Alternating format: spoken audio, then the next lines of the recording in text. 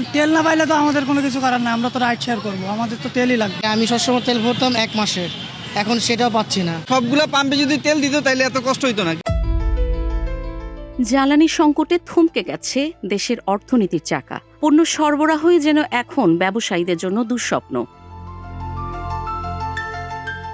100 লিটারে যে অবস্থা আছিল, এখন তেলের দাম বাড়ার পরেও তেল আরো সংকট, তেল পাওয়া যাচ্ছে না। আমরা পরিবহন সেক্টরে কোন রকমই ব্যবস্থা নিয়ে পারতেছি। কালকে দুপুরের 3টা থেকে আর রাতের 10টা পর্যন্ত আমি কোনো তেল পাই নাই।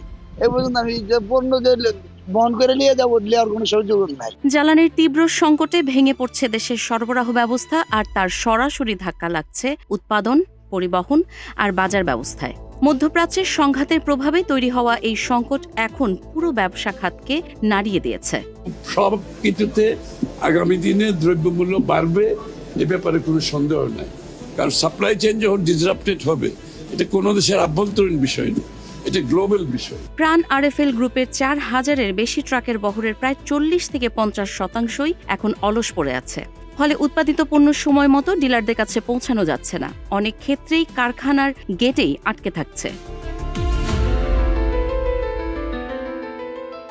একই চিত্র আকিজ বসি গ্রুপ সহ অন্যান্য শিল্প প্রতিষ্ঠানেও। ব্যবসায়ীরা বলছেন 15% বাড়তি ভাড়া দিয়েও ট্রাক পাওয়া যাচ্ছে না। সমুদ্র পথে পণ্য পরিবহনের খরচ ইতোমধ্যেই 3 গুণ বেড়ে গেছে, আর অভ্যন্তরীণ পরিবহন ব্যবস্থাও দিন দিন অকার্যকর হয়ে উঠছে।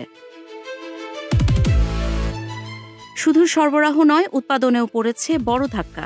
গ্যাস সংকটের পাশাপাশি ডিজেল ও ফার্নেস অয়েলের ওপর নির্ভরশীল কারখানাগুলোতে উৎপাদন ব্যাহত হচ্ছে নিয়মিত। ফলে উৎপাদন কমছে, বাড়ছে খরচ, আর কমে যাচ্ছে নগদ অর্থের প্রবাহ।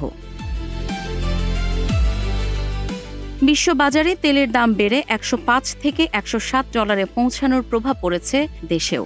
ডিজেল, অকটেন ও পেট্রোলের দাম বাড়ায় পরিবহন ব্যয় বেড়ে সরাসরি প্রভাব ফেলছে নিত্যপণ্যের বাজারে। বসুন্ধরা গ্লোবাল জানাচ্ছে, তাদের পণ্য সরবরাহ ক্ষমতা প্রায় 50% কমে গেছে, আর আয় নেমে এসেছে অর্ধেকে। উৎপাদন ব্যয় বেড়েছে প্রায় 20% পর্যন্ত, কিন্তু চাহিদা কম থাকায় দাম বাড়াতে পারছে না প্রতিষ্ঠানগুলো। সিমেন্ট খাতেও একই অবস্থা। কাঁচামাল আমদানি ব্যাহত, জাহাজ ভাড়া বেড়েছে দ্বিগুণের বেশি, আর ডিজেল সংকটে বারবার বন্ধ হচ্ছে উৎপাদন।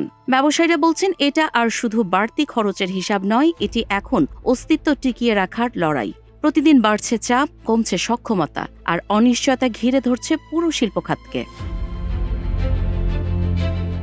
প্রশ্ন এখন একটাই, এই জ্বালানির সংকট যদি দ্রুত কাটিয়ে ওঠা না যায়, তাহলে কি ধীরে ধীরে থেমে যাবে উৎপাদনের চাকা, ভেঙে পড়বে সরবরাহ ব্যবস্থা, আর তার চূড়ান্ত মূল্য কি গুনতে হবে সাধারণ মানুষকেই?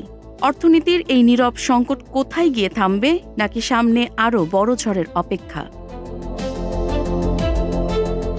কাজী ইশরাত জাহান দৃষ্টি, নাগরিক প্রতিদিন।